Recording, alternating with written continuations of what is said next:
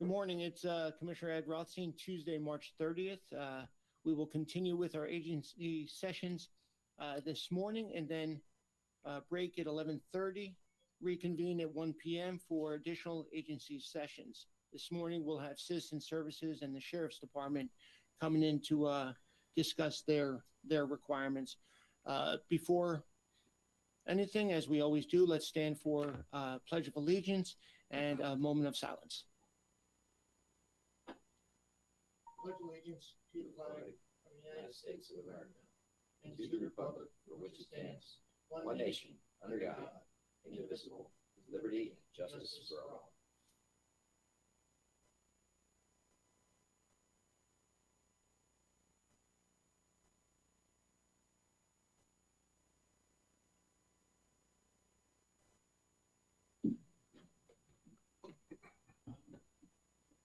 Although it's not on the agenda, it's always nice to know what's on our minds. And just want to share with you, reading the paper this morning, COVID-19 in Maryland is rising. The numbers are rising. They're rising in younger folks. Although the vaccines are being pushed out and is becoming more available, they are rising. And I know President Biden is pushing or requesting that the states reconsider those that are taking away the mask mandate to consider putting it back in place. And the CDC director is also saying we're not out of this.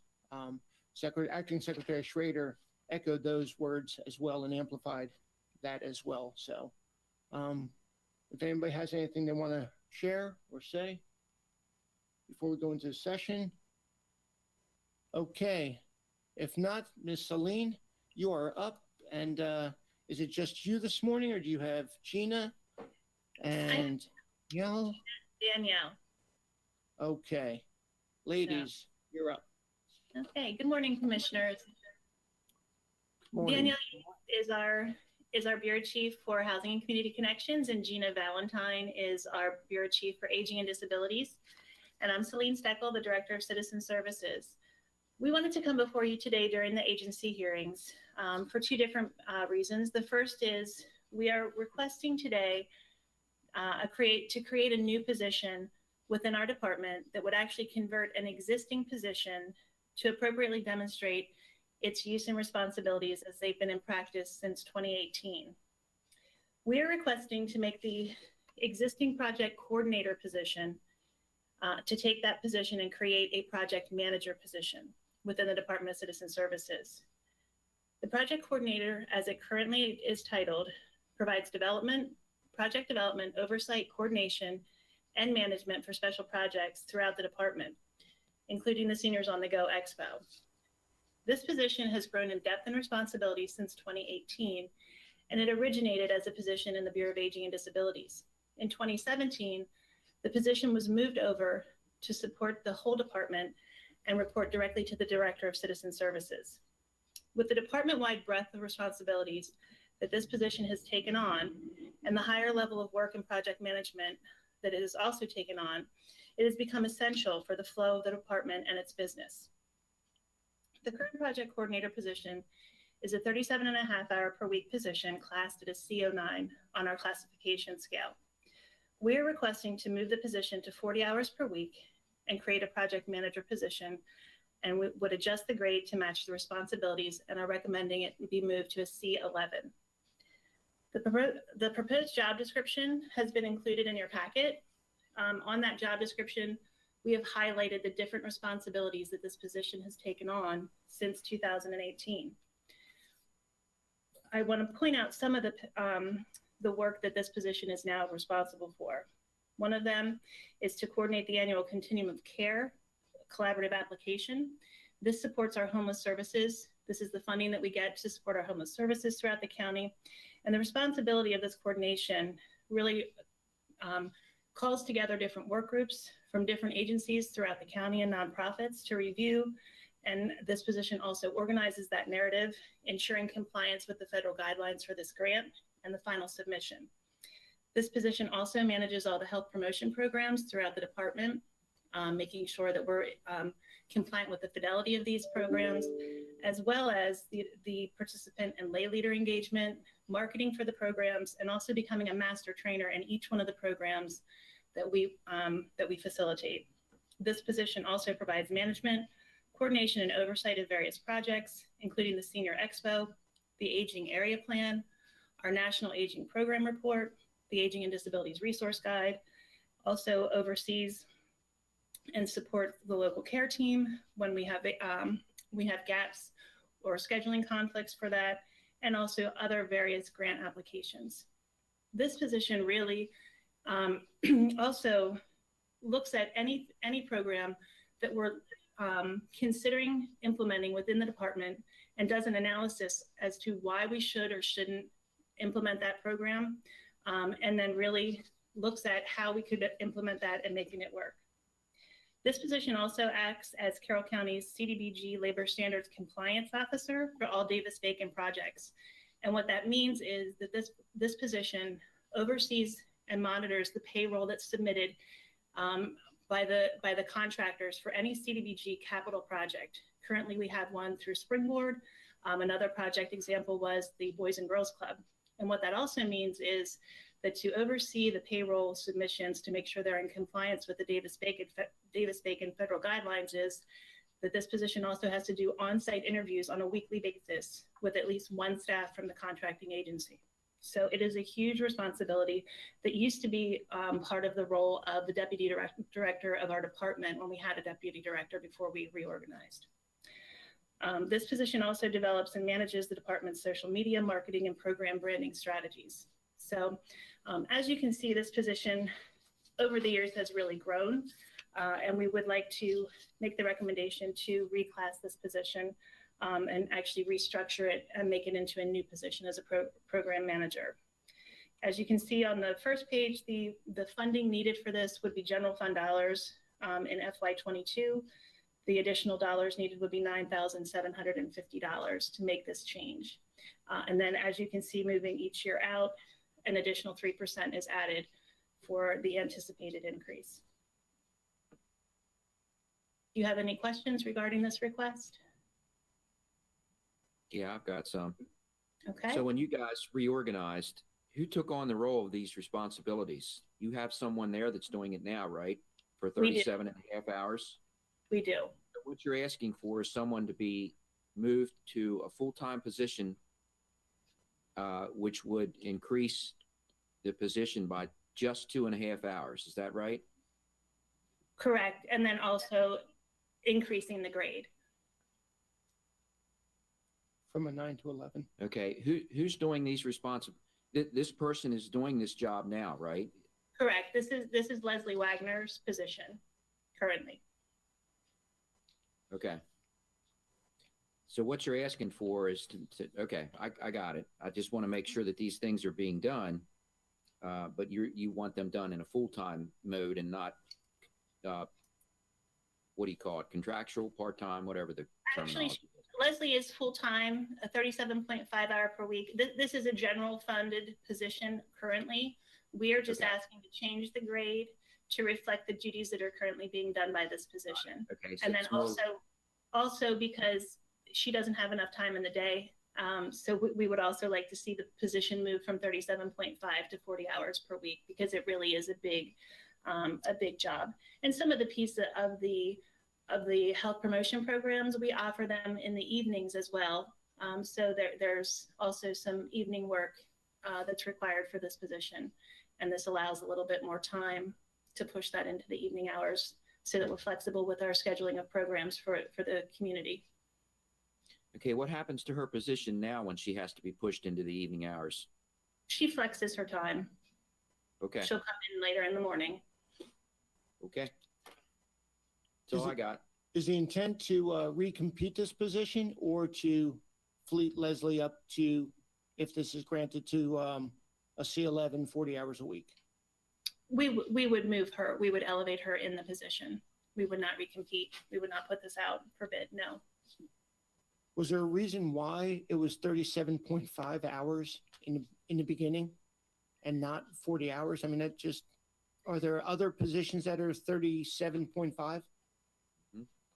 There are, and I think that was a structure that we had in the past that I think budget and HR are moving to transition most of the 37.5-hour week positions into 40 hours per week as we move through. Ted, if you want to speak to that. Yeah, and I mean, not just there, but across the board, I'm just not familiar.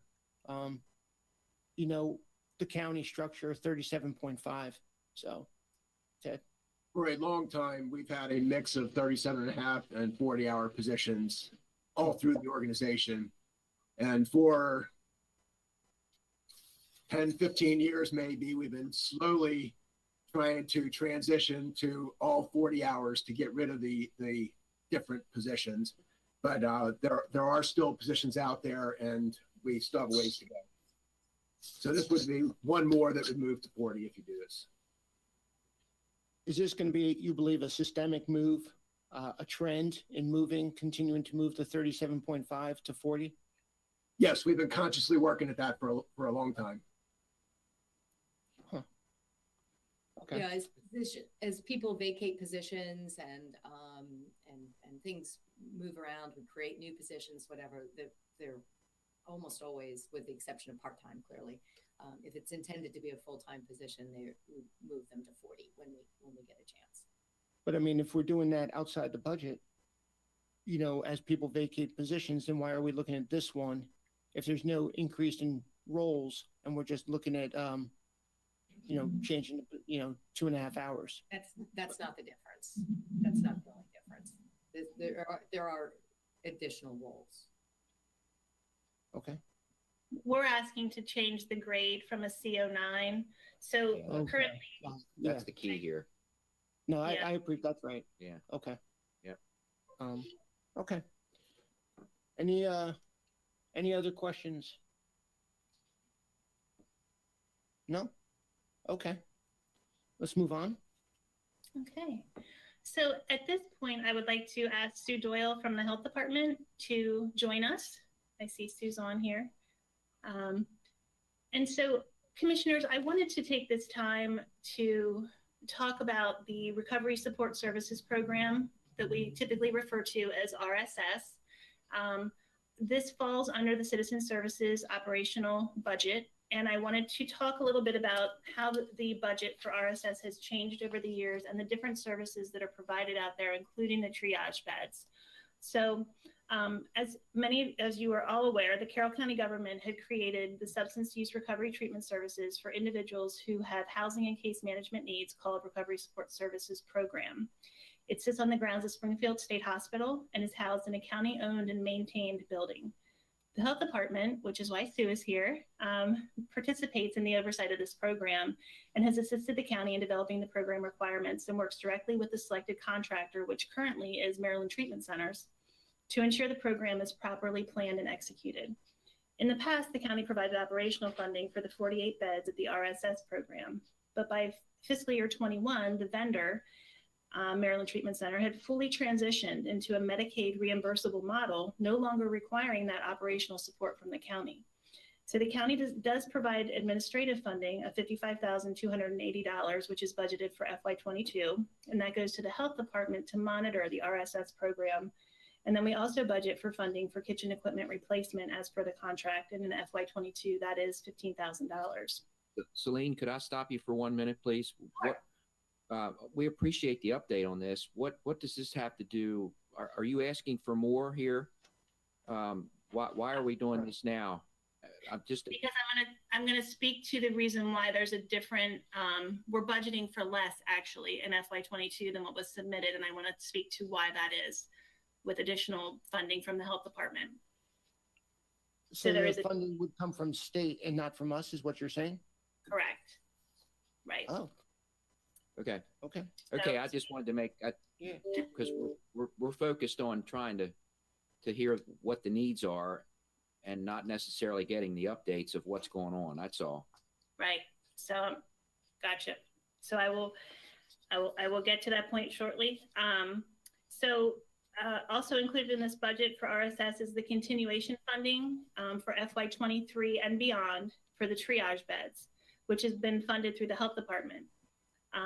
It's funded through their state opioid response grant since the creation of the triage beds in July of 29, and we had the first bed use in September of 2019. I'm sorry, July 2019 was the first, and the first bed use in September 2019.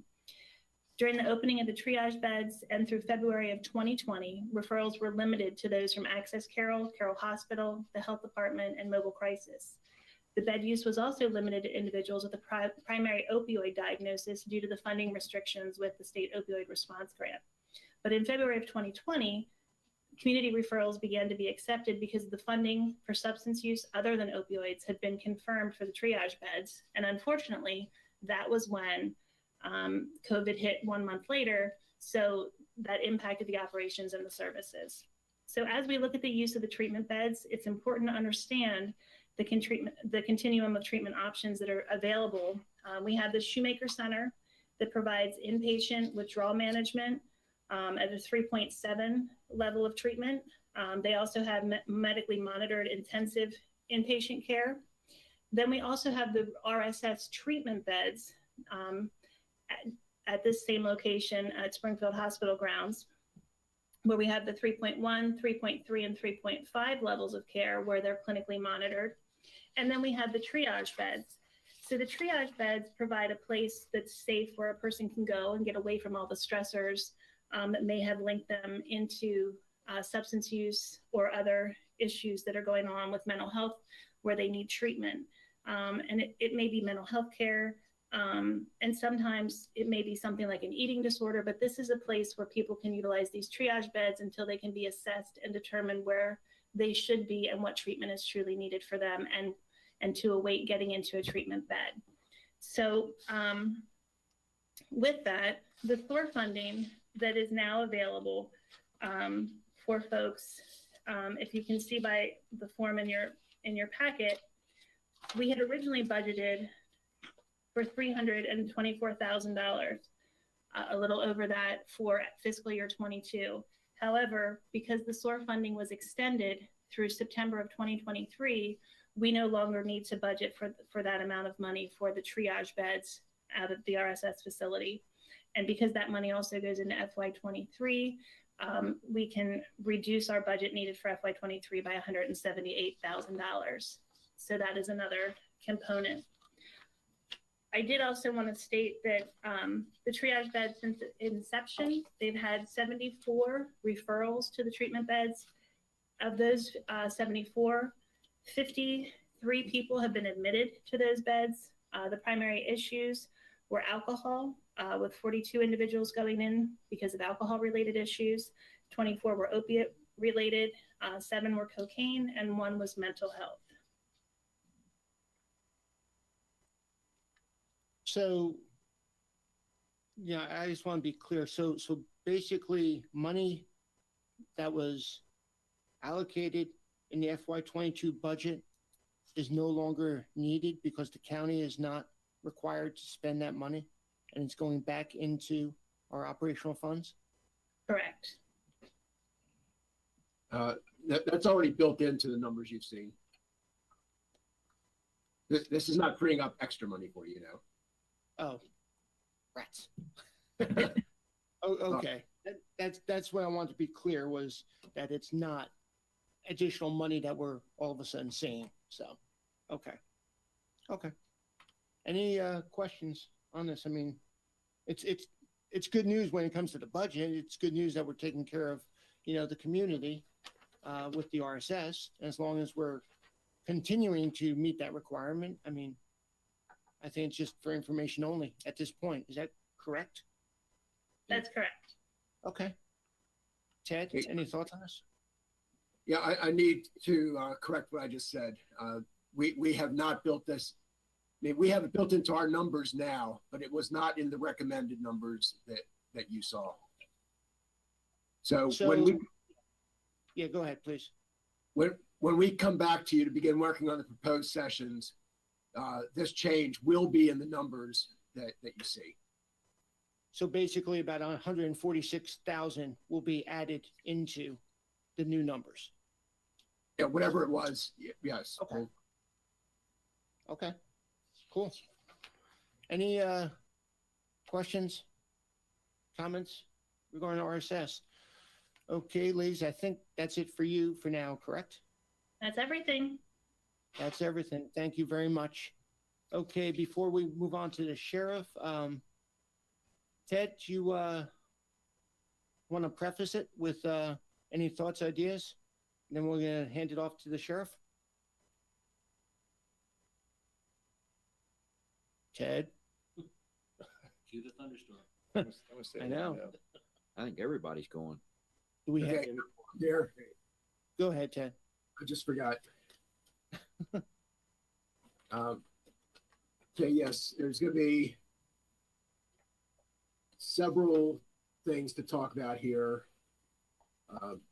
The potential for building a new law enforcement headquarters, use of North Carroll High School for the sheriff. Yeah, I think those are the two things we're talking about this morning.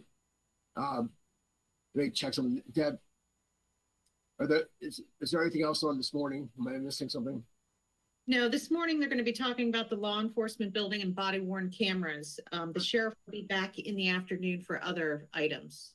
That's what I was forgetting. I didn't say the body worn cameras. So, Okay. And there we, the sheriff will be talking about the possibility of some federal funding for buying the equipment. As you get into that discussion, I just want to make sure that the commissioners are thinking, well, that funding will buy the equipment. Then we also need to consider the ongoing costs of replacement and the people that you've been talking about that would then follow the purchase of that equipment. Okay. Cool. Morning, Sheriff. Morning, Commissioners. How are you guys? So Oh, Ted's correct. There's a lot to go over this morning, and I'll preempt this. You guys are going to see me a couple of times today, so go ahead and throw your comments out there. You get a lot of the share. So I'm going to go over North Carroll High School, body worn camera, and then I've been working with building construction and my staff to look at a central location that was brought up by the commissioners over the last couple of weeks, and kind of give you an update of where we're at with that. So just to go right into North Carroll High School, back in January, there was a proposal to lease space there that was granted 5,000 square foot at no charge for rent. It ended up being about $11 a square foot with a 3% annual escalation factor, and a total of 184,000. And after speaking to the commissioners and understanding that there was more space that was being used by the sheriff's office there was space that was granted a couple of years ago so that we could put a quartermaster in there, which we went through and built out ourselves, and have a pretty decent system there to bring in all of our products and then disperse all of our equipment from uniforms to toilet paper and everything in between. It has become a central hub for our organization, plus with storage of ammunition and those sort of things. We've put a pretty good system there. Currently, we're running two academy classes there, a correctional academy and a police academy class in service, a number of other functions there. So as we started looking at the space, we went back to Chesapeake Real Estate Group, Mr. Laraway, and revised the proposal to lease. And you'll see that to the right-hand side. It's an additional amount of space, obviously, to the 5,000 that was originally asked for. But this new proposal looks at that same space and increases it to 18,400 square feet.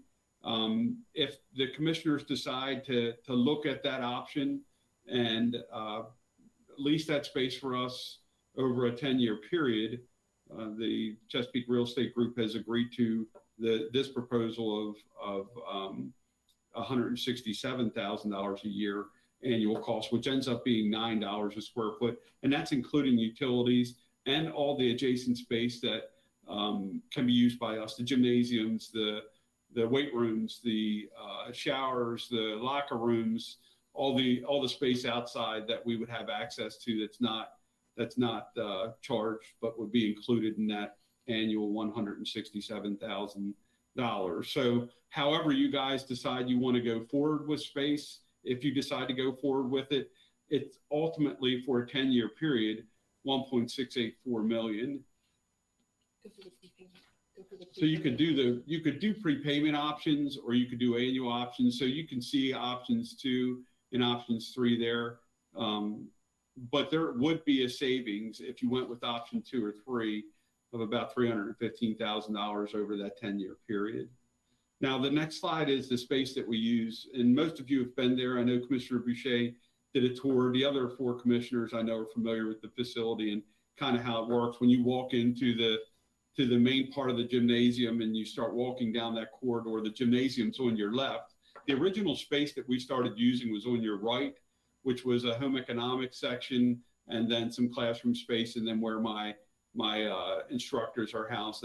That's just directly to the right. Past that white area is a loading dock. That's common space. It doesn't allow you access to either side. It's just a raised loading dock that would be used for the entire facility. That's not included in the lease space. That's just something that's there. As you start to navigate down a little bit further in the hallway, that purple area is our quartermaster, where we have all of our supplies.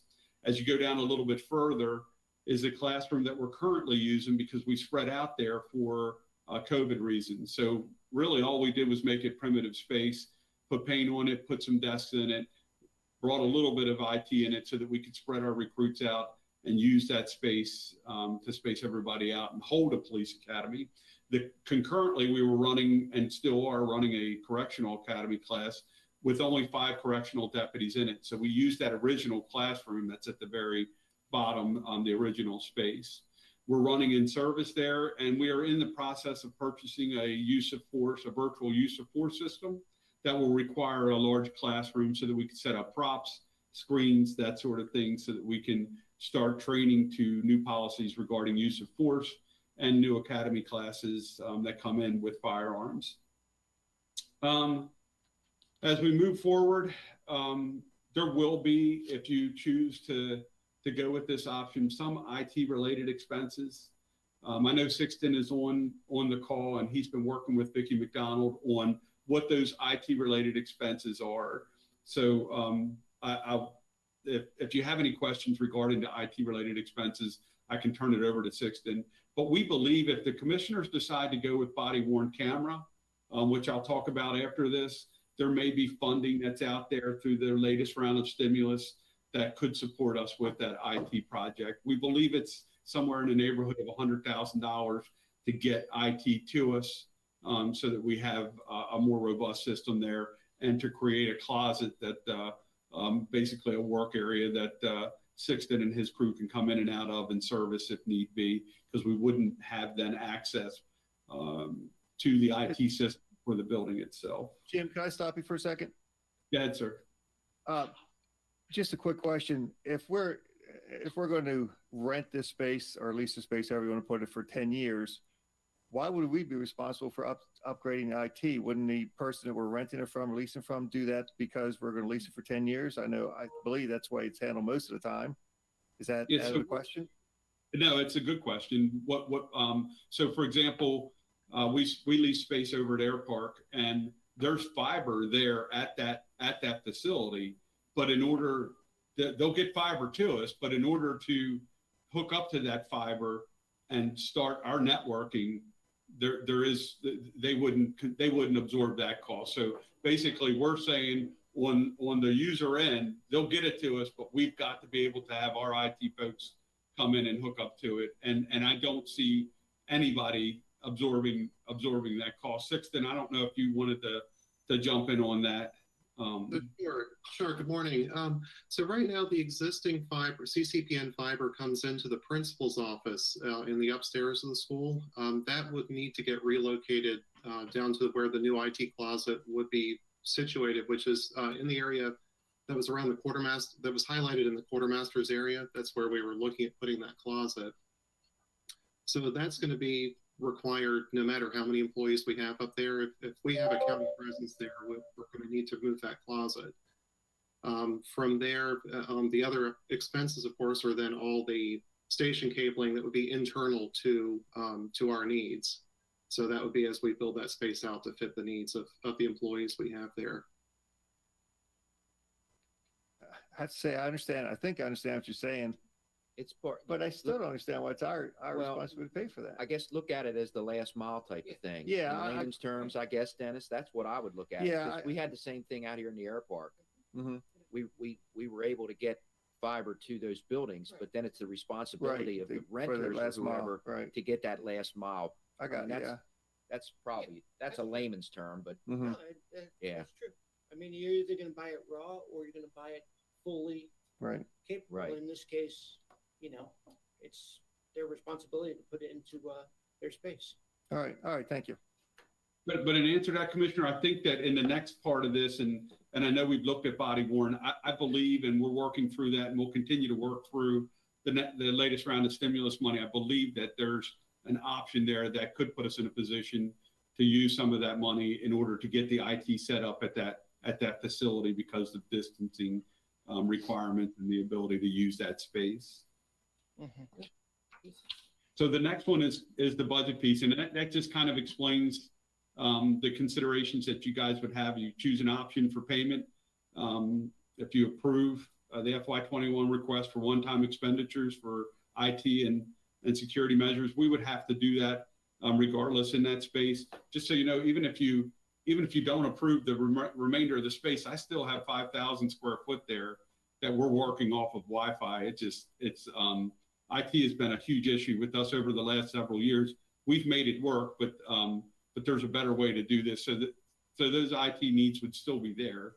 And then decisions to be made now in order to move forward with completing the lease contract by the end of June. So the Chesapeake obviously wants to get this situated so that they can move forward with the final sale of the building. And so, we're hoping that a decision can be made, or the commissioners would, I guess, direct Mr. Liburn to continue to work with Chesapeake so that the new intent to lease for that space can be looked at and brought back to the commissioners for consideration with all the fine details. Then moving on to body worn camera, and this is just kind of reiterating what you guys already know. We've updated the quotes, and why am I bringing body worn camera into this? Just, I apologize. Let's stick to space first, because, and you and I have talked about this, is, what are your requirements? What are your priorities when it comes to space? And it's difficult to look at things, one piece over here, then one piece over there, the North Carroll High School, the Eldersburg Station, the other locations that you currently exist in. With that said, if you were to prioritize your space requirements, which include the analyst and the body worn cameras and all the work necessary there, the North Carroll High School space and the expansion from 5,000 to 18,000 square feet is what priority. I don't want to feed you, your answer, but what priority is this for you as far as your listing of requirements? So if it's a tough question, Commissioner, because it's all predicated on the direction that you go with body worn camera. So, but I also need that space for police academy, for correctional academy, for in-service. So space is just at a premium for us. So what I would say to you is that I need that space now. I've been successful with spreading out a police academy class, which are traditionally larger than my correctional academy classes, which I will run another one, another police academy and another correctional academy likely in the spring. And so the ability to spread all of those recruits out and have that larger space that's all the way at the end, run a concurrent academy class for corrections, and to have in-service and professional development and a new virtual use of force simulator, all that space is incredibly viable to me. But with that being said, if you decide to move forward with body worn camera, I'm going to have to make all that space work with putting a digital records unit in there as well, and moving some of those classes around and the priorities around. So it's a tough question. Please, I'm sorry. I apologize. I didn't mean to step on you. because right now we're looking at, a tactical situation and basically a strategic on the timeline with the same Sure. results. And the results are we will get body worn cameras in Carroll County because we're going to be directed to get body worn cameras in Carroll County. Whether we do it today or we do it tomorrow, whether we do it in this fiscal year or in fiscal year 25, 27, whatever the, requirement's going to be. So if we look at it, I rather prepare for, the end than keep piecemealing things. I feel like we piecemeal a lot of space requirements. We piecemeal a lot of, activities over a timeline. But if we know we're going to be getting body worn cameras, and if this is the place that makes the most sense, then I'm not as, wedded to, Eldersburg Station. And we've talked about this, or, a presence in other locations. If this is going to be the center for the academy, for training, and for body worn cameras, then that's got to be known. Does this make sense? Or, I'm concerned that, again, we piecemeal too much. And, So. Yeah. So I'm confused by your Right. line of questioning. Yeah. Because if we decide to put the building up over here by 2023 or 2024, right. then your line of questioning sort of goes and veers off to the right. Yeah. What I'm trying to do is, my question would be, if we can make the building work over here, which we haven't gotten to yet, what happens to the additional 10,000 square feet Mhm. that we're putting in place now Mhm. for the next 2 or 3 years? If we can indeed make the new building work, then you've got a lot of extra space over at North Carroll. Yeah. Because we're trying to get you centralized. So that would be my question. What would, if we can make one work, and this is a puzzle piece here. No, but it's exactly in line with what I'm Right, saying. but No, if it's we good. could make that work, which is why I'm having a little bit of problem locking in on a 10-year lease over there for that amount of space. If we can make the space over here work, then we're locked in for 10 years. Right. For what exactly? That's my question. So, and it is a good question, and it's something I've struggled with since the day I took office with the fragmenting of the police department. There's just simply no two ways about it. But you have all been up to North Carroll, and I think Commissioner Boucher was the most recent that was there. It's a vibrant location with an awful lot of things going on, law enforcement and corrections and professional development. There's just no two ways about it. And I can't replicate. There are people that come from all over the state that visit our location at North Carroll and wish they had something that even remotely looked like that for training and professional development and getting their folks up and running, especially with all the mandates that are going to be placed on us. If you go with body worn camera, I will fit body worn camera into the North Carroll space. Can that be anywhere? Absolutely. It could be anywhere, but I would prefer them to be centrally if you choose to build a central location. So I can use that space regardless of whether body worn cameras there or not for training and professional development. And I think with the price of that space over the period of time, I don't know that you can go anywhere and get $9 a square foot with utilities. And remember, the price of that space also includes gymnasiums and everything else that I believe that if I only buckled down to 10,000 square foot with quartermaster and just that classroom space, that Chesapeake is just going to, charge me additional hourly rates for to use. And I think over the long haul, it's going to be the same amount of money if you chose to go with a 10-year plan to use that space, or if we just narrowed it down to the space that we currently are in need of. Okay, so the answer to the question then is, if, man, there's a lot of ifs here. If we can build a building, and if we can get what we're going to temporarily put at North Carroll into the new building, you would be still able to utilize the space over there because you're going to need that anyway.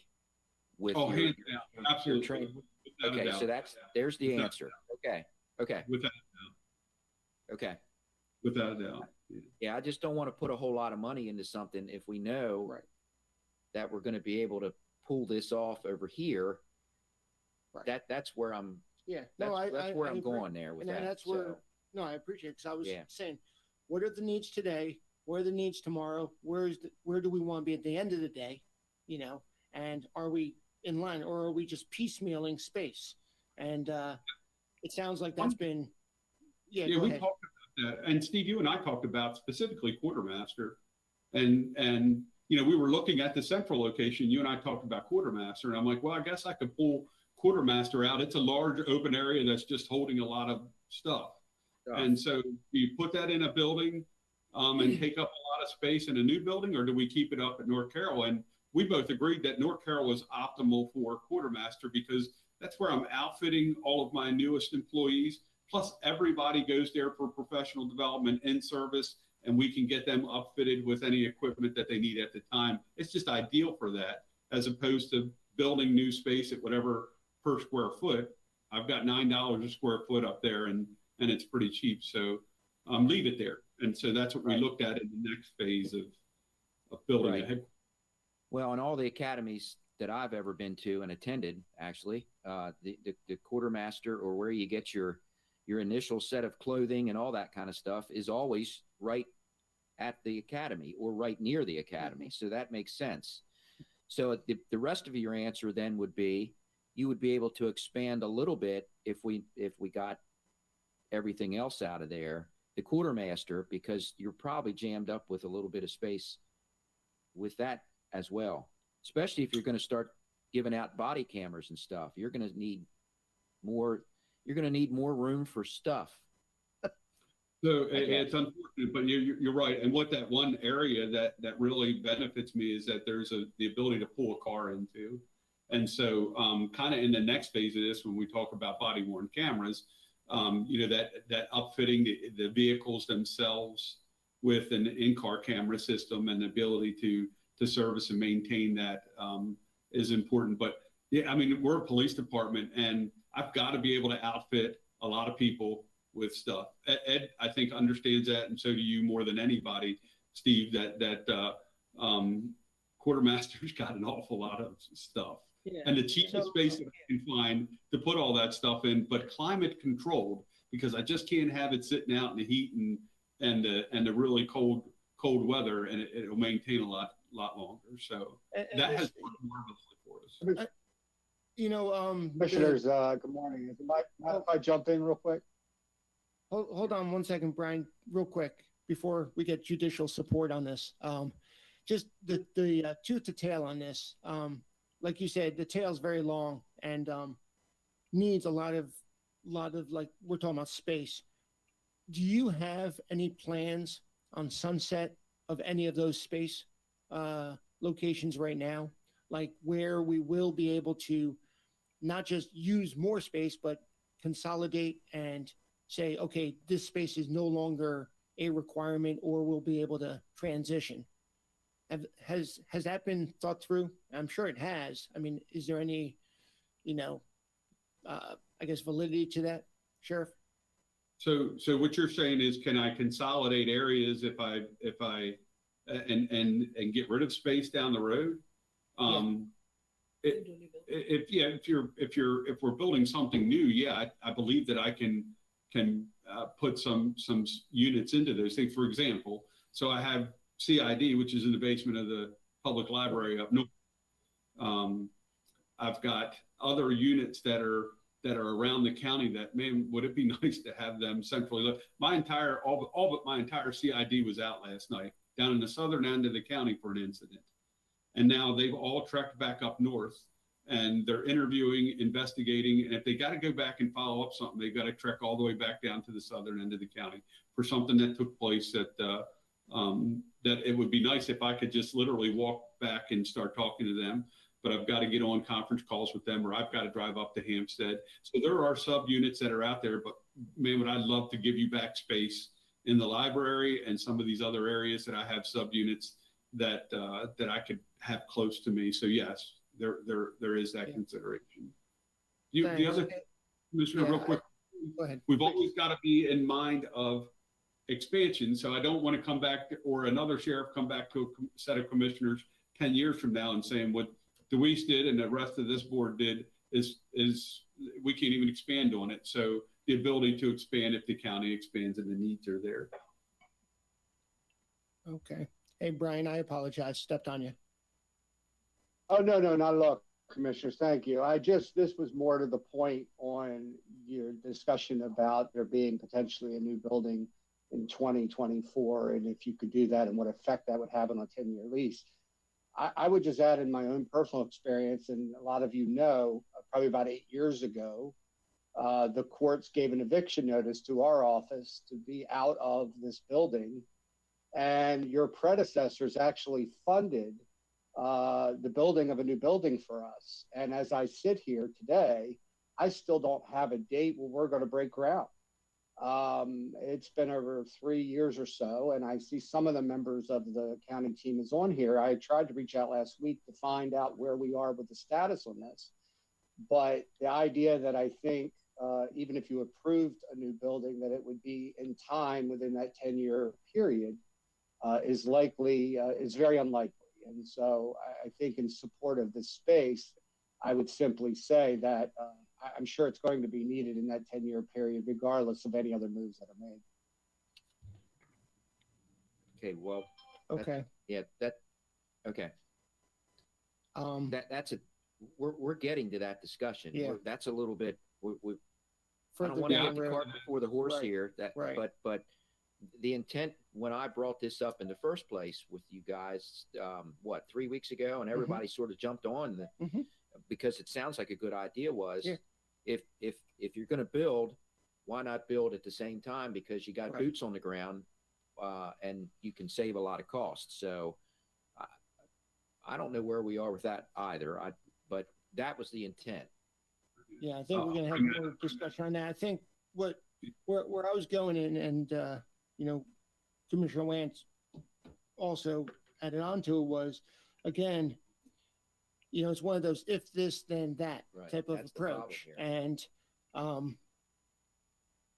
what I don't want is a continuous land grab approach or attitude of a land grab or a culture of a land grab when we don't have a focus of either centralizing or coming up with, hey, in 5 years or 10 years, this is what Carroll County is going to look like when it comes to, safety and security, and obviously that's you. So, I don't want to be also so short-sighted by saying, okay, if we're leasing, we have a sweet deal for 10 years, don't short-sight us and do it for 5 years if we're not going to be prepared, and it's going to be actually more cost and not effective. So at least that's No, what's kind of. You're spot on, Commissioner, with that. We've developed a very robust and sought after police and correctional academy at North Carroll High School. And we needed to do something. And the previous board agreed that we needed to do something in order to train the amount of people that we were putting out into, whether it was to schools or onto the road. And so, but that has spawned into a really quality police academy and correctional academy and professional development that if we knew what we would be facing today, that it would sound like we were brilliant by putting it together. But it's very much needed. And Brilliant. There's a lot of people that come from the region to use that facility. And I think you guys understand that. Commissioner Wentz just said you were brilliant, but No, I said we're I'm brilliant. not sure I didn't about say he was brilliant. I said we're brilliant. Your Well, speaker was when you said that, Steve. that. I know he came in garbled. That's right. Okay, let's continue on. This was a really good conversation. And that is, at the end of the day, what do you want to look like when it comes to space and occupied space within the county to do your job? So that's really what, where we're trying to get to. Now talking about the body worn cameras or vehicle cameras. Yeah, so this is kind of just an update on where we were from a couple of weeks ago. We've updated the quote for the one-time expenditure of the body-worn camera, and that for the 5-year period will be 1.429. That's including body-worn and in-car camera equipment. Now, in the time that I briefed you, and I think within the last week or so, a congressional grant came through, and it doesn't specifically say go out and buy body worn cameras. So you can put in a grant for body worn or in-car cameras, but it's looking for projects that are similar in nature to what we're doing here with equipment and hardware and those sort of things. It's not about personnel, but the issue with grants, and I think you guys understand this, is that sometimes these grants are dropped at the same time that we're in the process of budgeting and determining whether we want to fund something, and those grants conflict with supplanting money that could be put in there for equipment and different things that we need. We ran into that with SRO. You guys proactively went and made sure that you funded SRO, but then all of a sudden grants come out from the state and there's supplanting requirements that I believe they eventually got rid of so that we could use it for personnel. And so this kind of runs into the same issue. I believe if the commissioners agree to go with just body worn cameras, we could refine that cost for just the BWCs and then look at the congressional grant for the in-car system and put a project together for the in-car system. So the body worn would satisfy exactly what the legislative requirements would be needed. But as you saw during the presentation, that the in-car camera just gives you the total approach to what we're looking at and total transparency of what takes place during traffic stops and interactions with law enforcement. So, but there's a short timeline there. Ms. McDonald and Roberta went back and forth last week on how do we approach getting support from the commissioners, and it would require a letter from you guys by the time I'm done briefing you now, because that grant comes. We need to submit that by Thursday.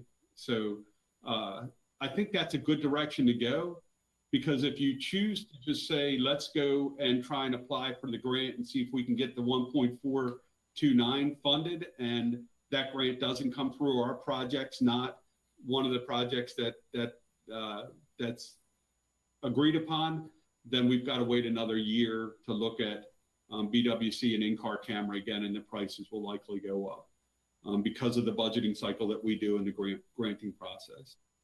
So that's kind of the nuts and bolts with the grant and the community funded project. And then we've talked about the space till we're blue in the face. Got to rework some of that space there for BWC if you choose to go with that. Now, the owners have agreed to work with us on that space, but we would equip and furniture it. So, Sheriff, couple questions. Always like free money, always like other people's, use other people's money, like grants. Those are one-time costs. The consideration, obviously, that we have to put in place is the ongoing costs that support the equipment that would then be purchased. At the end of the day, we have to buy body-worn cameras. That's going to be that is directed, legislatively directed, that we will buy body-worn and cameras, and may even go to the vehicle cameras. The challenge is obviously making a commitment to supporting the Sheriff's Department going after the grant. We are then committing ourselves to the ongoing costs if this grant comes in, before the final deliberations of our budget this year. I mean, that's really what we'd ended up doing.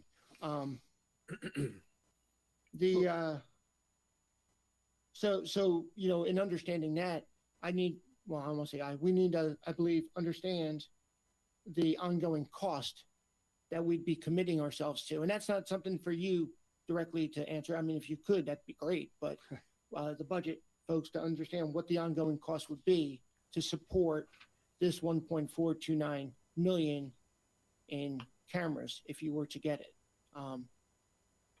Because yes. So if you guys agreed, let's just say the grant didn't exist and you agreed to 1.429 million today and said we're going to buy the whole system. A couple weeks I briefed you on what the requirements would be needed for personnel to administer a body-worn camera system.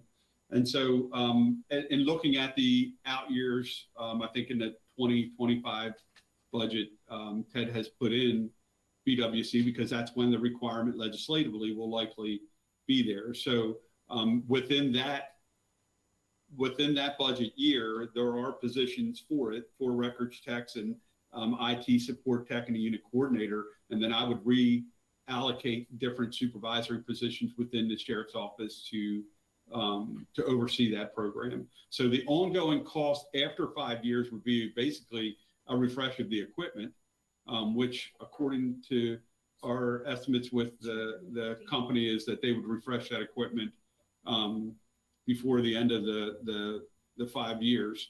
And then it would have to be budgeted again, whether we continue to use the equipment that we've got, or if there's new equipment or updated equipment, then we would have to come back for that equipment ongoing cost, but the personnel never go away. Once you start this and you say, we're going to buy this equipment, I need the personnel to go with it. And then just so you understand, you can give this all to me right now, and aggressively, I might be able to get this up and running by January, the end of the year, with hiring people, with upfitting cars. And even if I had all the equipment, I need everybody in place, and you flip the switch on this all at once, because the second data starts coming in of 140 cameras, I need people to figure out what to do with that data and process it.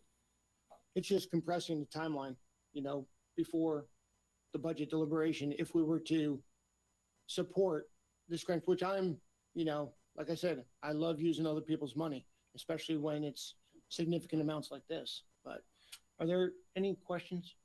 Well, the ongoing cost is at the top of my mind, because I would love to use a grant and so forth. But, and you said that if we waited till next year, the price of the equipment would probably go up, and it probably will, because that's the way things are. But is that going to really offset the ongoing cost for the year in between? Because you have to look at all that stuff, and we just don't have all the information in front of us right now. We really need to know the ongoing costs for personnel, for setting this all up, for the space and everything. It just would, I just need more numbers in front of me. So we do have all that, Commissioner Frazier, for you, so that we know what the cost of personnel is going to be. We know what their ongoing cost for that's going to be. We know that obviously the 1.429 million is paying for all the equipment, the data storage, everything that goes with that particular system, the systems, the IT support for the systems. And then if you agreed to the space, that's where the space would be. I would fit body-worn camera into North Carroll and make that space work. So this is all kind of a domino effect. Right. No, absolutely. And I think what the domino effect is, again, it's the acceleration, because this will be required, because legislation said it will be required. So we will have to spend the money on the equipment and the personnel. Right. It's just accelerating it to being able to do it now and cutting some of the costs with this grant. And are we willing and able to accelerate the cost? That's really what it comes down to. Commissioner Wentz and I spoke about this, I think last week, and I admittedly at a couple of years ago would have said that body-worn camera is not a priority of mine. There's so many other priorities, and we don't receive the complaints that I think that people see nationally, and then all of a sudden, legislature starts talking about it as a mandate. So we went into a pilot program and looked at body-worn camera. And then Commissioner Wayne says to me, why all of a sudden is it now something you think we should go with? Why is it a priority? And my quick response to him was simply because I saw the video footage.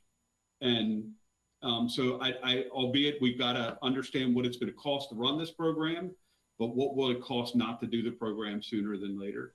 What will it cost this county if there's an incident that takes place that we could have captured on a body-worn or in-car camera system that will keep us out of the national spotlight or litigation for years? I don't know. And I know you guys hold your breath and sleep with one eye open. Guys, I sleep with both feet on the ground waiting to jump up and barely keep my eyes open. And I pray to God every day that I'm not the next social media sensation, or that people aren't parked out in front of my office waiting for comments. So that's kind of what you got to weigh. What do we wait until the mandate, or do we look at this and say, we got to bite this off now? That's completely up to you. No, Yeah, understood. well, Yeah, please. well, the thing that put me over the top is the absurdity of those police reform bills that those that know better than us put in down in Annapolis. So if you don't think that we need body worn cameras, take a look at of the absurdity that's going on down there. And in addition to that, you know, this is a profession. I honestly don't know who would want to be a police officer these days if they keep passing these police reform bills. I mean, good luck trying to recruit. Who wants to do that? So that answered my question too. I just think it's important that we need to do it.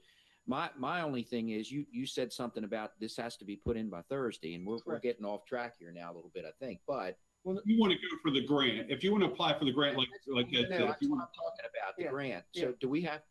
We're gonna have to make a motion to support the sheriff in going for the grant.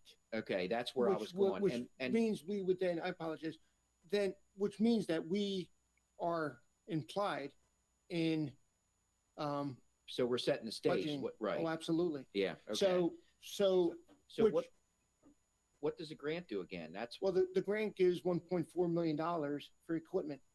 is that what the Good. grant's for? 1.4. no, so the grant doesn't Oh, I specify. apologize. The grant doesn't specify any amount. We're just basically applying for this community project grant through Congressman Raskin's office. And we're just saying, hey, we've got this big project. It's going to cost us 1.429 million. What we're saying is that if we go with body worn and then we can then apply for the grant for in-car, it's not supplanting. Right. So, Funded that part. so it could be up to 1.4 million in getting, if the congressman supports it and, you know, we get the community funding, you know, federal funding grant. But again, regardless of that cost, what we're doing is by supporting this, we are committing our county to budgeting the analyst and the tail, the tooth to tail, the logistic piece of what that would require, because you're not going to purchase something and put it on the shelf until we figure out how to budget analyst. And so that's really what we're doing by doing this. And I So think what, it by doing would- this, we're committing to ongoing costs. by doing this, we are committing to Yeah. ongoing costs. And I'd like to hear from Unfortunately, Ted what those ongoing costs are. I yeah, really would. unfortunately, it's before Agreed. the budget deliberation. Yeah. So Well, we could always turn down the grant. Well, I wouldn't apply for a grant if I wasn't going to turn it down. Well, I mean, essentially, that's what suppose- would happen if that Yeah. worked that way. So Well, yeah, I mean, we could, but So is this, and you're, you know, we're segueing right into it. Is this the ongoing cost expectation? Yes. Okay, thanks. Yeah, this is the positions, and I know Ted jumped on and I threw this up, because this is what we've worked through with our analysts to determine what it would cost and out years moving forward. Now, in addition, is there additional IT support or facility support? I mean, again, like Commissioner Wance said, it's a puzzle piece. You know, we need space, we need personnel, we need IT support, and everything has a cost associated with it. Some are one-time costs if we decide to go with that option of one-time cost for space. Some is ongoing. I think, you know, the sentiment here is the concern of ongoing cost commitment before we get into the budget deliberation, if that makes sense. So if you say to me today, Jim, this is what we want to just go with body worn cameras, and we want you to apply and put just in-car cameras into this grant, that screen you see right there needs to go into effect immediately. So regardless of whether you piecemeal this, but if you say I'm buying cameras, I need those personnel and I need to start hiring them now. As well as the space, and then I would need to reconfigure space at North Carroll. And then the IT would come into place similarly to, even if you say no, I need the IT there anyway. And then IT would then kick in for a records tech unit that's at North Carroll. So So my question would be, could there be a possibility of phasing in these positions and not hiring them all at the same time, which might help the out years? Do we need to hire 4, 8, not 10 people July the 2nd? Or can we phase them in as the BWC program grows? Well, honestly, Commissioner, it would take those positions that you see right there, even if you funded them July 1st, you'd realize the salary savings for a number of months, because it's going to take me a while to hire them. And Brian, I know, is still one. It's the same thing for him. Even if you fund them and we start recruiting and trying to hire and position people, I've got backgrounds, polygraphs. It's going to take me 6-9 months just to get people on board with space. So even if you fund that today, there's going to be a significant savings in that total cost because of the amount of time it's going to take me to position those people. Right, but regardless, we're committing ourselves to that cost. Yeah, I would need them. If you gave me everything in a perfect world today, and I was running 140 cameras, I need them. Right. No, I can't. Ted, is Ted on? Go ahead. I'm sorry, Chris. No, go ahead. I was going to say, okay, so it looks like from the chart, we're committing ourselves to about $1 million a year. The shared expenses, just to be clear, is additional to your expenses and the state attorney expenses, but just you guys will be sharing, but I guess 125,000 expenses. It's not taken out of those two first numbers, is it? No. That's what I thought. Okay. And then you put it on here if it was. Yeah, so the co-locate personnel in one Right. space is beneficial for the overall project, because you're right, that's shared expenses. Right. So it's going to be about $1 million a year, a little bit more, over $1 million a year to get this running, and about that every year. Do these 10 people all work in the same space? Yes, sir. Okay, With Brian. so Brian's folks and your folks work together. It's just that he's got 4 or 5 under his If I can, responsibility, and you've got 4 or 5 under your responsibility, but they all work in the same office, right? With different requirements, but yes, sir. I mean, we felt like, Brian and I felt like, he has discovery and MPIA requirements that are different from my need to send him the information, and then MPIA requirements. But we felt like having our folks and his folks together, because the overwhelming majority of the data that's going to be sent over to State's Attorney's Office is going to come from my office. So the ability to have those people together to sit through that data is important. Brian, go ahead. Yeah, Commissioner, just to be clear on that. So the new building design that I had, that we did about a year ago, actually has a whole digital evidence already designed, knowing this was coming. And it's actually, if you look at the plans, it's an entire section. So when we talked about co-locating, it is certainly, for me, not ideal. I figured this would be an opportunity for the short period of time, especially in launching this program and being able to work through those issues. But ultimately, I looked at that as being just a couple years, and then being able to have this building complete to bring everyone back in, because really that's what we need, is to have them being able to regularly work with our attorneys and the rest of our staff. So when we talk about co-locating, that was not, in my view, a permanent solution. It was a solution for this period of time while we waited for this building to get completed, so that we could do ultimately what we needed. I just want to clarify that this was not meant to be something that I would do forever. I assumed at that point that obviously the sheriff would certainly need the space in any event. So my personnel, because I have no space in the current location that I'm in, the only way this would feasibly work would be to co-locate for the year or two while we waited for the building to be complete. And that would be up in North Carroll High School.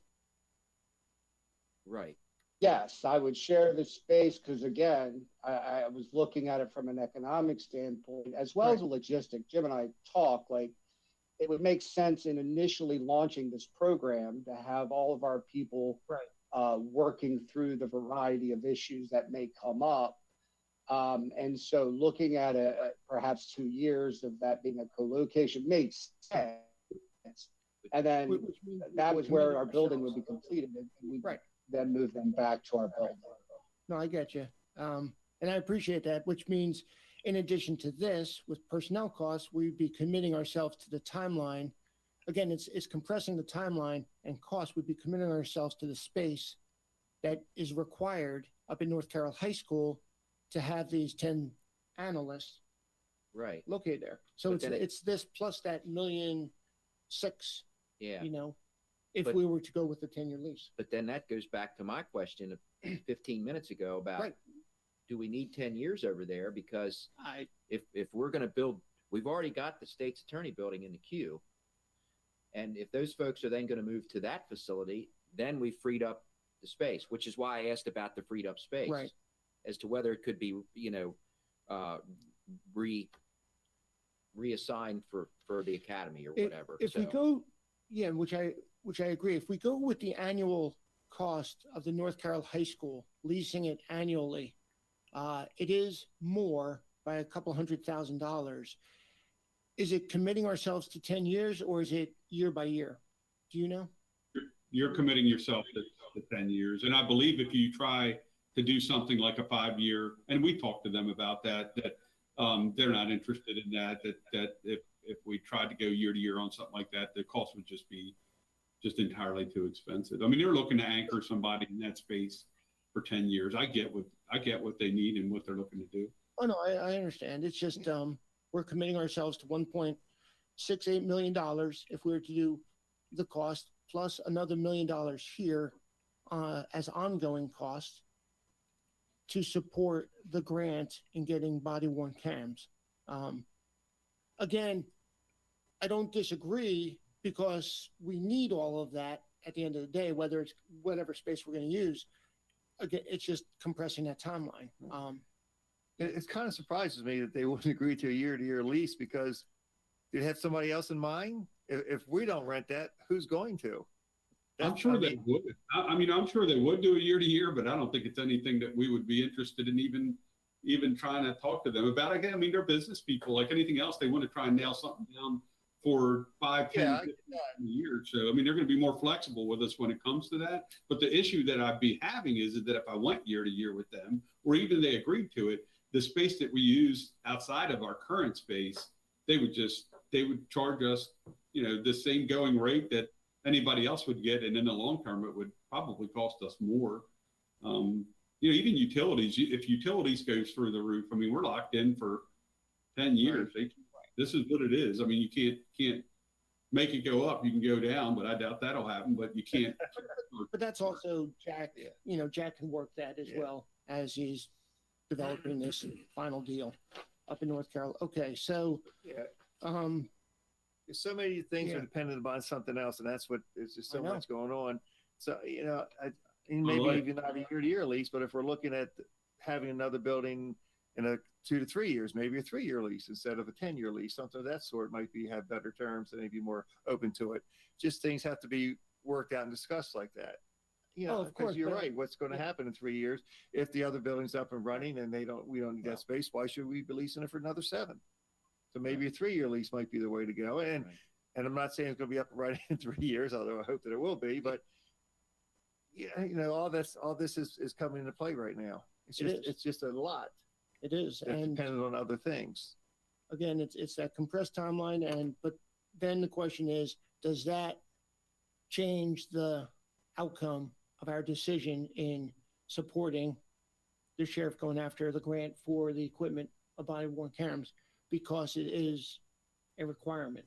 Right. I have to say I'm very hesitant on that because of the basically $1 million a year of ongoing money.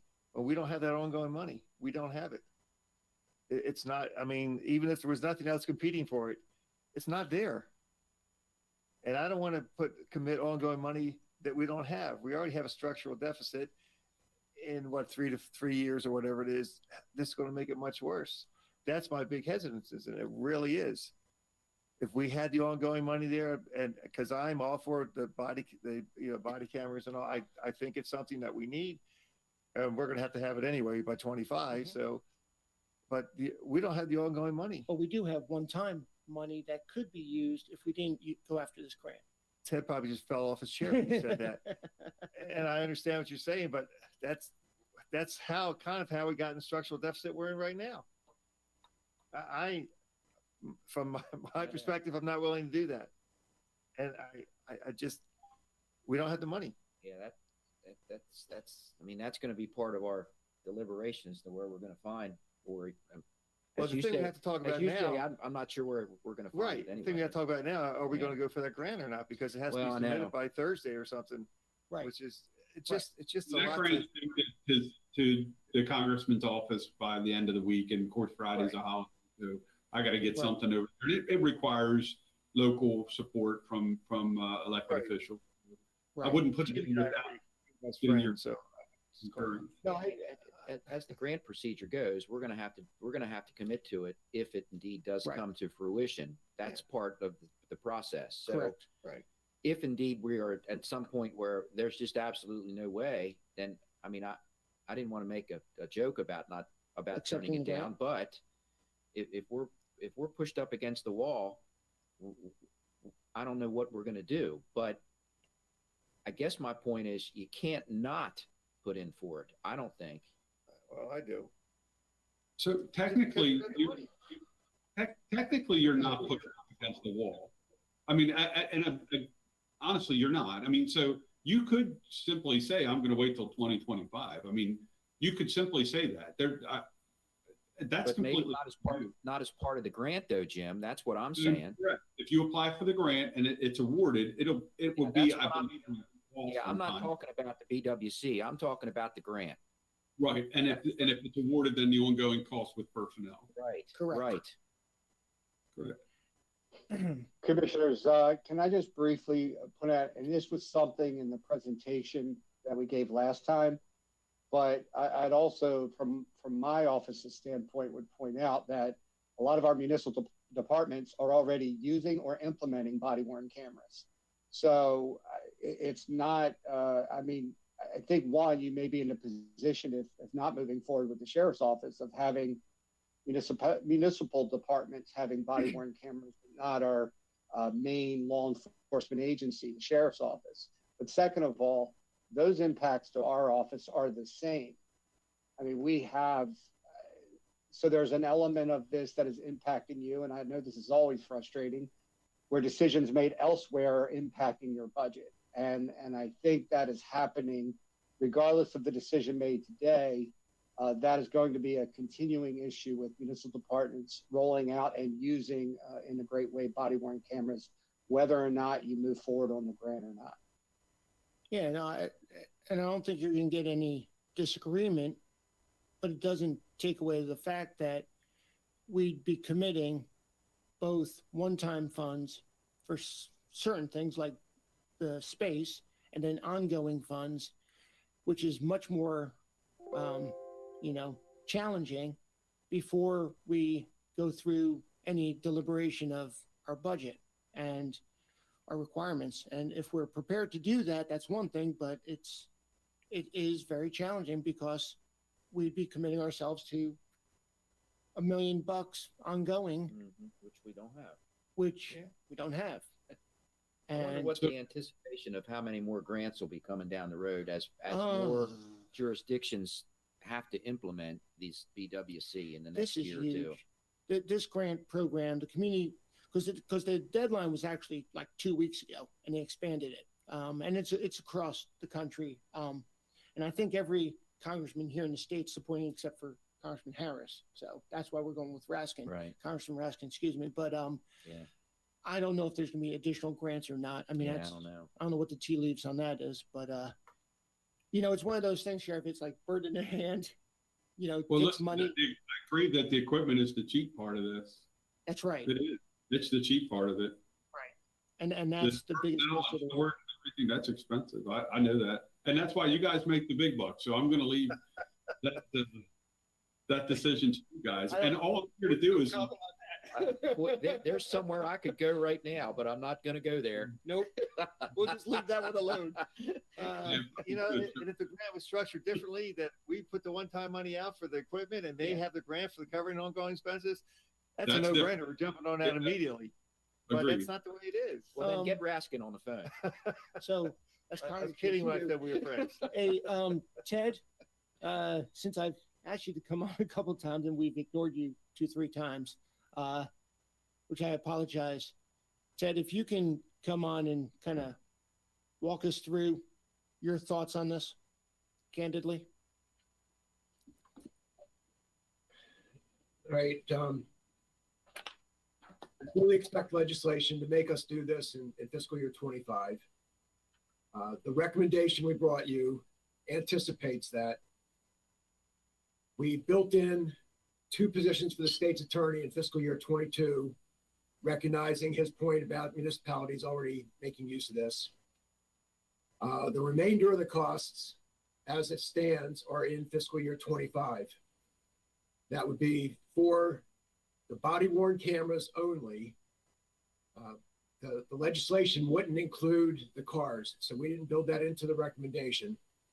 And we didn't build in as many positions as either the sheriff or the state's attorney have requested of you. We don't have any hard information right now on exactly what the impact is going to be to us. We have asked around the state trying to get a sense of what some others have done, and we've seen different pictures in different places. So we have built into your plan what you would need to do, not as much as what you've been asked. How many did you build in? I think it was 5 for the sheriff. Yeah, 5 for the sheriff and 3 for the state's attorney and 25. So 5 each at full implementation. But they're asking for 10. So it's just 2 additional, correct? Well, the 2 are already working, right? And we're reorganizing some folks internally. So when we briefed you, we kind of told you what we believed it was going to take to run the entire program, reworking supervision within internally, because I need officers over top of that, and then what we would need wise. So these numbers may be accurate, but how much of these numbers are already built in from FY 25 forward? The numbers that you see on this PowerPoint, none. Well, Well, no, not necessarily. Ted was going there, I Yeah, think. Ted, A substantial amount of this is built into the plan by 25. Only a Right. small is built into 22. Now, I can't say So- exactly I apologize. how the numbers match up, but we should be in the ballpark of the same sort of numbers in the positions. Because this doesn't show the replacement costs for the cameras. So that's, we're building this is on a 5-year life. So that would be at $300,000 a year if you do body worn and car mounted. So when you're thinking about the numbers now, there's kind of 2 things maybe 3 things we're looking at. One is, do you build in more costs than what we've built into the plan so far? That would be for positions we haven't included and for including the car mounted cameras. Then the next question is timeline. We have built in those costs in fiscal 25. If you move this up, those costs remain the same or subject to whatever other cost choices you make on positions or the car mounted cameras. But we would start paying them 5 years earlier than is currently in your plan. In the first year, maybe 2 years, that might remain manageable with the funding that you have. But it would probably throw a year or 2 into a negative position. So it would actually accelerate it if we have it planned out. So this doesn't look nearly as bad as it did a couple minutes ago, because you said we have it planned out FY 25. We would have to accelerate FY 22 to 25, 3 years. Okay, when you said doesn't look bad, keep in mind in fiscal year 25, while we built in a lot of these costs, we have a negative position. We don't know how we're going to pay for it. But it's built in, but it's like a $10 million deficit, if I recall correctly, something around there. Yeah, 25 goes boom. Yeah. That is a relative word. So be- That's a layman's term. Boom. Um, but so it still doesn't look as bad with where we were with, again, a couple minutes ago, looking at these numbers. Because we were looking at these numbers just by themselves, Right, and I we're like, understand what oh you're no, saying, now yeah. it's $1 million a year. But if we have it worked in from FY 25 forward, it's not, because it's not in addition, it's already there. And you're right, it's another situation, but it's already there. So the question is, are we willing to accept the acceleration of the support structure for these cameras between FY 22 and 25? That's, I think, the ongoing cost that's being asked of us if we were to accept the grant or support the grant. Is that accurate, Ted, or no? Yes, I think that's accurate. Wow, I'm impressed. I have no idea what the heck I said, but no, I'm kidding. Okay. You're accelerating all of our planned costs. For 3 years. Yes. And Okay. but again, I don't want to lose, though, that some of those costs are not paid for at this point. You're accelerating from an expenditure plan, but the revenue side doesn't work. So now, not using well, this is a completely out of the box. Is it possible to use, don't hit me on this, one-time funds for 3 years to meet those requirements? If we know there's parameters around 3 years, is that possible? And then we'll just go from there. Okay. Yes, it's possible, but in the fourth year, we're unbalanced. Well, the fourth year, where it's already in the ongoing because it's built in FY 25. So we take that. The expenditures are built in, but there's not revenue to cover it. We're in a negative position. Yeah, you got it. See, I tried to do that a couple years ago and it didn't work. And So- if you don't use the FY 24, if I remember correctly, is already negative, but not by $10 million, only by $1 million or so. But this would put us negative in FY 23 as well. Because the revenue's not there. Right. Right. Revenue's not there to match the expenditure. Right, That's the ongoing problem money, here. yeah. You can use the one-time money, but if you're not bringing in the revenue, Right. then it's an exercise in futility, really, because you're going to get to a point where they both, how'd I use it? Um, I mean, I can look at it, I won't be here at that time, so, but that's not the way I want to set it up. No. Ted, you were getting some wisdom from Deb. What were you about to say? She was just showing me the bottom line. I didn't have it in front of me. So it would not throw 23 into a negative position, but it doesn't Okay. fix the basic problem. And I want to make sure everyone understands that, what I'm saying here is not a comment on whether you should or should not do these cameras at all. I just want to make sure you understand what the fiscal situation looks like. Absolutely. So what if we would put in for the grant money? Okay. Here I go outside the box. I'm standing outside the box with you now, Ed. What if we put in for the grant, we get the grant money, okay? But then reassign the money that we had before we had the grant money towards the expenditures. What money are you reassigning? Because What there was money- no money we set right. aside for what the grant money is covering for this year. Until FY Are you 25. standing outside the box now, too, Fraser? No, until FY 25. So, Okay. Right. There's no money to reassign. but Because again, we don't But have it's a that. good thought. I'm trying to look at these numbers much more favorable than the way they're portrayed.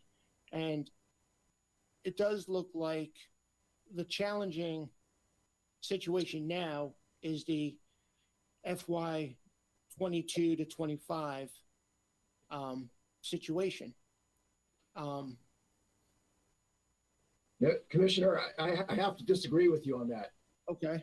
We have an Why? ongoing problem. Even if we can magically make 23 through 25 okay, we're still left in 26 and beyond with a situation where we don't know how we're going to pay for this. Not this, everything. You know, I get you, but I guess my point is you have built in this requirement from FY 25 forward to the right. That's kind of where I was going with it, is what you've already built into the budget. Correct? It's built into the expenditures, yes. Yeah, it's built into the expenditures. Okay. Okay. I'm still I mean, honestly, I'm still very much requirements based. And if this is the requirement, you know, even though it's accelerated, it's hard pressed not to go after money to support what's coming down the road in just 2 years or 3 years. I agree. Okay, if you're just looking at it in that way, Right. and if I understand you correctly, you're looking at this $1.4 million that we possibly get for the grant. If we don't implement this program to FY 25, we're actually saving $3 million of ongoing expenses. So we have that $1 million doubled by FY 25 because we haven't spent it in ongoing expenses But we don't have body worn cameras, which is a requirement. by FY 25. Well, 25. but Sheriff, do you believe that do you believe the body worn cameras are a requirement today?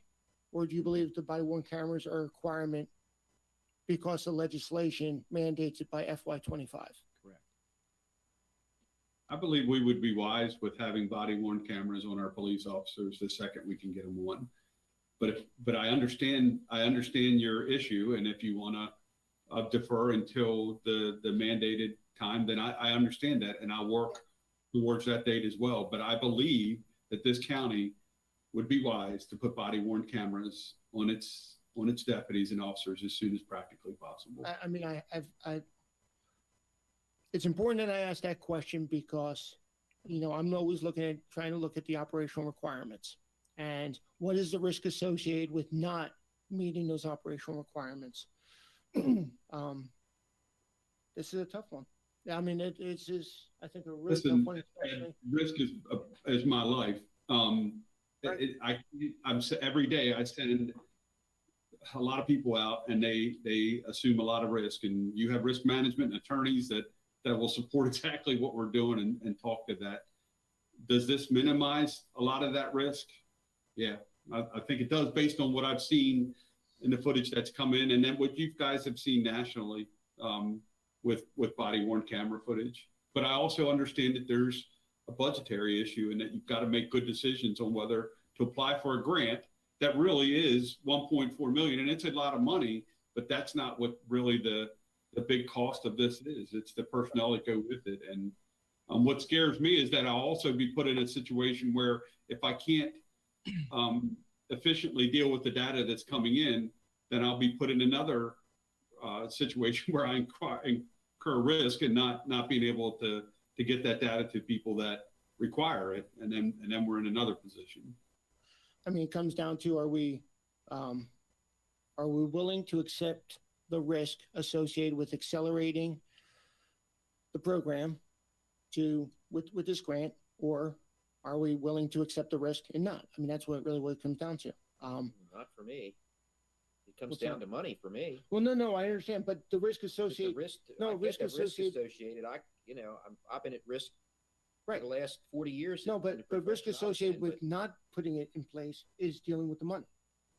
Or excuse me, risk in doing it today is Okay. dealing with the money. Well, that's one way to look at it, but the bottom line is risk aside and reward aside, it's the money. Right. Oh, I I mean, we agree. can study risk and reward all day long, but where are you getting the dollars? That's the issue here. Right. The fact is, Yeah, no, if we agree had that 100%. money, if we didn't have the structural deficit that we have, we had the money. We already voted on it. We would already voted on it. It's got to be Yeah, okay. Let's move forward. Right. The holdup is we don't have the money. I don't, and where I come from, how do you go forward with something you don't have the money to pay for it? And we don't have the money. You borrow. I try not to do that. Well, Now- that's now the you're talking answer, about my wife. Dennis. That's the answer. I'm talking about my wife now.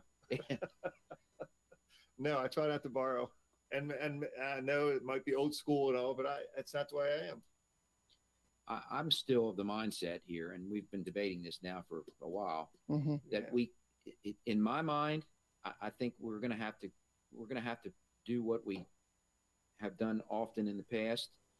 When we get to that bridge, we're going to have to try to find a way to cross it. I can't not support not putting in for this grant right now. I just think I just think we should put in for it, and then Oh, we're, okay. we're- Yes. It was a double negative. Yeah, I used a double negative. Sorry about that. It's the plexiglass. Wow.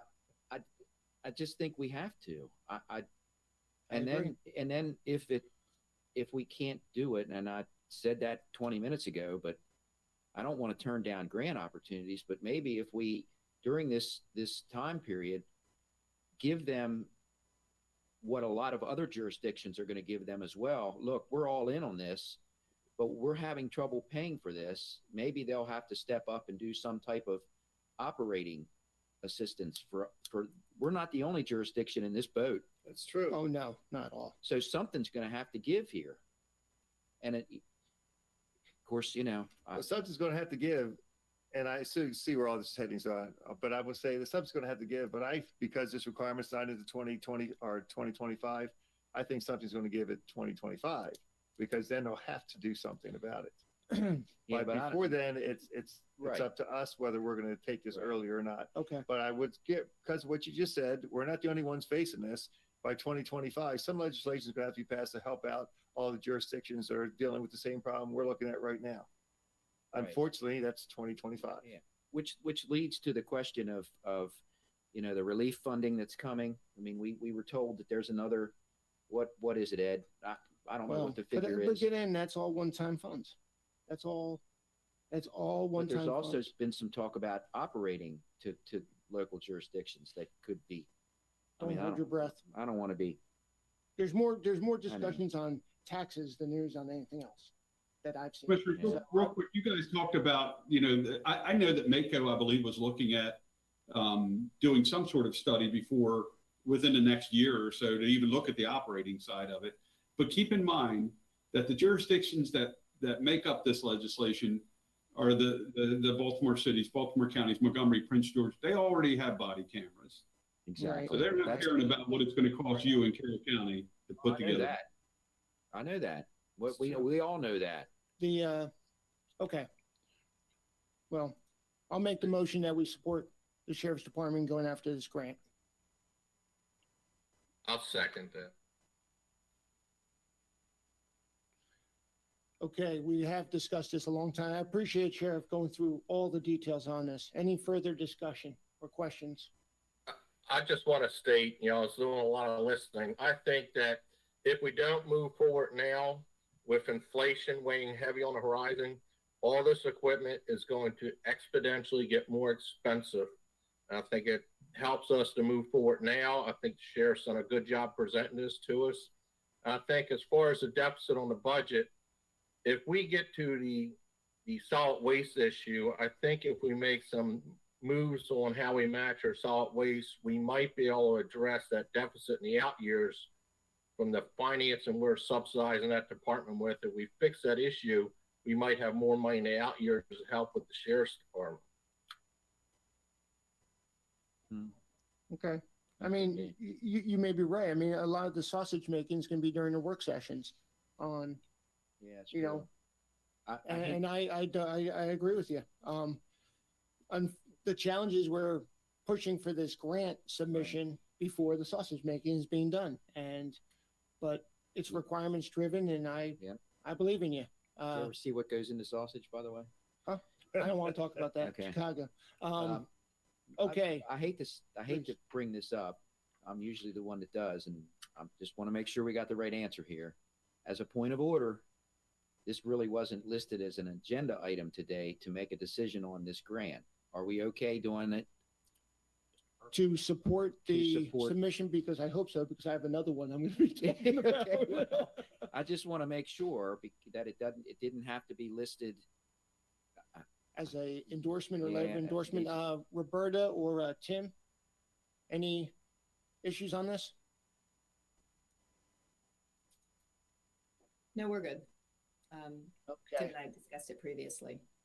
good, because like I said, I have another Okay, grant application that we're going to talk about endorsement. Okay, that was an easy answer. any further discussion? Again, Sheriff, appreciate all your time and efforts. All in favor? Okay, 3 opposed?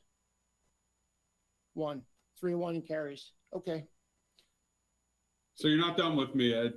Oh, come on, serious? No, I'm gonna go through this quickly. But this is that really cheap central location that isn't gonna cost a lot of money that we were talking about. So a law enforcement central location that has been looked at. I've been working with Eric Burdine and his crew over at Building and Construction, and that whole section down on Greenwood. We've looked at property there. We've looked at what it would take to build something like that. If you guys wanted to be aggressive about it and how we could move forward with it, if you wanted to put it on the capital plan for down the road. So kind of this is how it works. So the property on Greenwood Avenue, there's a complex, that entire complex, it can be located on existing county-owned property. So that's property that you already own, not that you're trying to acquire or dealing with or working with folks on. It's what you already own.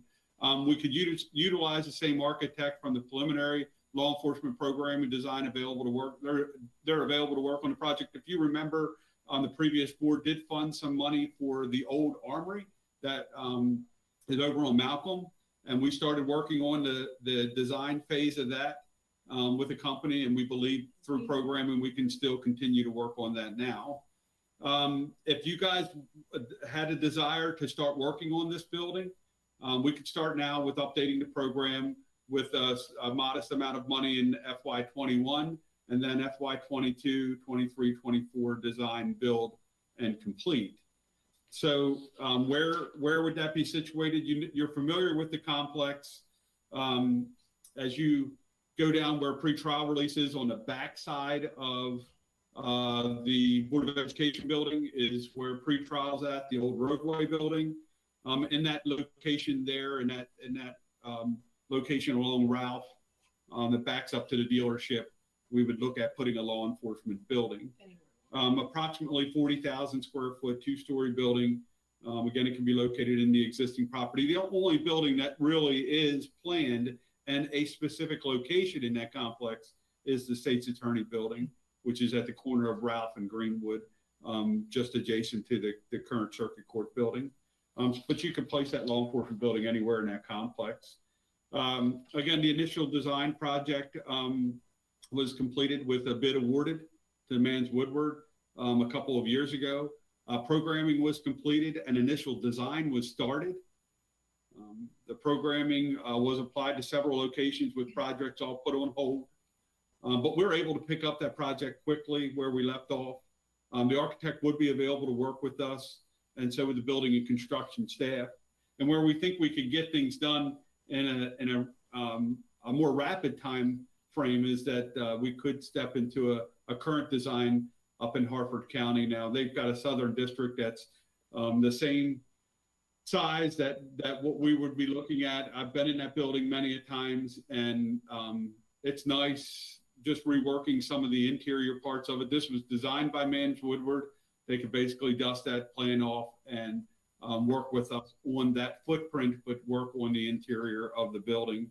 So I don't think that there would be any issues with looking at that building and potentially using it. So when you start looking at cost and how would that work, if you wanted to fast track or restart the program, there would be needed funding in FY21 to begin some geological site work. I know Eric can talk about that a little bit more, but there's got to be some site work done on the area where that building would be placed. And then as you move forward to get it done by FY24, there would be a design, build, and then a move-in phase, construction and move-in phase. And that would take place 22, 23, 24. So that's kind of a rapid look at how do you get a central office for my office built. You guys would need, if you wanted to do it quickly, you would need to restart that program sometime soon, like really soon, in order to start getting geological work done and working with Mans Woodward, and then work into the design phase in the next budget year that you're working on. Steve, go. Is there money still allocated to Malcolm, the Reserve Center? No, No. Okay. No, that was $15 million that I believe that we originally looked at. That building just wasn't working for anybody. And so that money was eventually pulled out of the capital fund. Okay, yeah, that's what I expected. So in the interest of not getting into deliberations today, which I think we're on the verge of here, just a couple questions, I guess, for me. And I don't want to get into deliberating. There's a time for that, and that's not today. But the CIP recommended has the Eldersburg precinct listed in 23 and 24 at almost 8.8 mil. So if I suggested to you, Jim, that we take that completely out and focus that on this building, what would your answer be to us? So a good question, Commissioner. I would ask that, I agree with you. So I would ask that not be taken out completely, that we would look at maybe putting that in the out years when it comes to capital projects. But in 2021, now that we're looking at body-worn camera, now that we're looking at consolidating some of my space into a central space, records units, quartermasters, everything that we talked about for the last hour or so, I would agree that a central location is a larger priority right now than an Eldersburg location. So yes, I agree that it would probably need to be taken out now and pushed out into maybe another year in the capital plan. Okay, and my other question is, why 23.7 million? Where did that figure come from? I mean, that sounds like I get that plywood is now $52 a sheet. 3 months ago it was $4 a sheet. I get all that, but how did we come up, Eric, with 23.7? Yeah, I can certainly answer that, Commissioners. Just working through what a sheriff station costs you. I mean, there's all kinds of things in this building. Your IT costs aren't exactly the same. There's a much more equipment and whatnot needed for that building. The building itself, we estimated to be at $300 a square foot. And quite honestly, Commissioner, I just vetted this morning with the architect, and he agreed with my numbers. He just got a bid that came in yesterday, I believe, for another building in Maryland. And he's saying, yep, these are the numbers he's seeing per square foot. You said $300 a square foot. Yes, sir. Do you anticipate, Eric, this might be my last question. I don't want, would you anticipate a cost savings, however, if indeed the state's attorney building and the sheriff building would be built at the same time? There is absolutely a cost savings to be gained there. How much, I don't know. And like Brian pointed out, there are some challenges that we're going through with his building. I feel like we've stumbled across some things that didn't necessarily know, and hopefully we can lessons learned on moving the sheriff's building forward. Things such as we didn't realize we had to get annexed into the city of Westminster. So that's something we can tackle straight head on from the beginning of this project. We're going to have water allocation issues, and but anyways, to your question.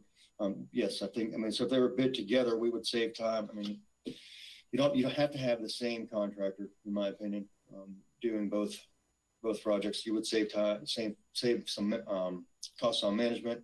You'd save on mobilization. So they would mobilize to the site. They would need one office trailer. They wouldn't have to set up 2 different office trailers. And you could gain some savings in trades depending on how the buildings were staggered. It's likely you'd want to stagger them somewhat so that, when you're finishing your site work, you could go from one building over to the next. And the same thing with the other subs. That's for a mason, for example, he could finish the brick on one building and move over to the next kind of thing. Okay. Yeah, to me, I just think that's a common sense approach. If you've got the resources there, that you move from one to the other, and it's easy. Now, I don't want to get into the how it works when you have to bid these projects out. That's a whole subject for another day. But if indeed it would work out that you would have that contractor do both, just imagine the possibilities there. That's kind of where I started this little adventure that I was trying to get on here. So, and so, Commissioner, to your point, and to what Sheriff Deweese has mentioned, this would be something that would need to be picked up and dusted off almost immediately if there's any chance of us catching the state's attorney's office. As Sheriff Deweese pointed out, we have completed the needs assessment, so the design has started on this building, but it got put on hold pretty quickly, or not pretty quickly, but it got put on hold, and so we haven't picked it back up for about a year or two. So I guess my only word of caution there is and I know Sheriff's prepared to talk about those costs a little bit more. The only chance would be to start this immediately. Right, and I certainly don't want to suggest that one would delay the other. Let me be clear here. I don't want that perception out there either. But you got to have a little bit of respect for where we are here, because we can't make this decision until we deliberate. Yeah, so correct. There's going to have to be a little bit of respect here. But if not just from the sheriff, but from the state's attorney as well, if we can realize what we perceive to be significant savings by doing both projects at the same time or very close to one another, then why would that not be the thing that we would look at? Keeping in mind, of course, I want to again say that I'm in no way trying to delay one just because we want to do the other. I want to be clear about that. So it's like getting picked for the basketball team. I was always last because I was short, but I don't want to be picked for one team or the other here. I want to be clear. So I thought it was just because you were bad. Well, it could have been bad too. But Brian, you're lit up. Did you want to share some thoughts? Thank you. Yeah, if I could. Obviously, this is the first I've heard of any of this in terms of our project being delayed. So, obviously, I'd like to get some more information on that. What I would tell you, commissioners, is that the time frame that I see here, to me, would be extremely unlikely given the fact that we've had to go through and wait as long as we have. So you're probably asking now for our project to be delayed. I would anticipate 5-6 years, and it's just not really tenable for us. I mean, I'm very supportive of the project and having that developed for the sheriff's office. I think is definitely very much needed. But I also know our demands. I mean, we're now having discussions about outsourcing our people because we don't have space. The courts have made it very clear years and years, and Commissioner Lance, you and I had discussions. I know that you had discussions with the predecessor administrative judge that the courts have a lot of demands here, and it just seems that this project continues to be pushed down the road. And I don't see why we're having a corner location, why that project cannot be built while the sheriff's office moves forward with its plans. I mean, I don't see why the two have to be tied or it has to be delayed, because I anticipate we're talking many years in a delay. Obviously, every project has a delay, and I don't think there's any feasible way that these are all completed by 2024. And that's just my initial reaction, having not heard any of them. Understood. Yeah. I appreciate, that's why I prefaced it with Yep. what I did, Brian. If I might ask, Mr. Burdine, aren't there some unpurchased properties within that block that will inhibit us from moving forward? What's the update on that before we get that whole block purchased? Does that affect us? So to the sheriff's point, his building could be moved to a location. I mean, it wasn't, we feel that, you know, it's obviously going to take a little bit of research, but just based on what we see on the surface, we feel we can move the sheriff's building to the location that he'd shown in the document that he had put up without acquiring any new property. And now again, it's going to take some discussion with the architect to see if everything fits in there correctly. But initial reaction is we can do it on property that's already owned. What about the state's attorney's needs?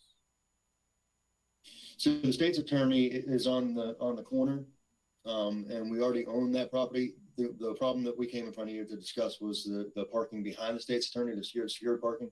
And as you know, that hasn't been resolved, and we're going to accomplish that parking, as you see, down the stream, likely behind where the roadway building is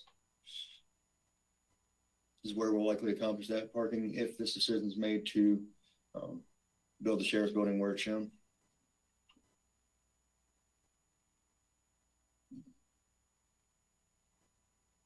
So if it helps, my office will hold off evicting the state's attorney from the circuit court building. And that, because we do the evictions in the county. There's a stay on them anyway, so. That would be somewhat helpful. Yeah. Listen, I'm not interested in delaying Brian's project either. Right. And I'm certainly not advocating for that. I believe there could be efficiencies, but I wouldn't agree to any of this if we couldn't get caught up in a reasonable amount of time so that it didn't delay his project, knowing that we are we're not starting from scratch. And we have aggressively looked at this, and there is a project that's out there that does look aesthetically like what should be positioned in our county and mirrors what we're looking at, that can be dusted off and used. There is a potential that we could get to a point where we could catch up to his project, but not delaying him. I get where they're at.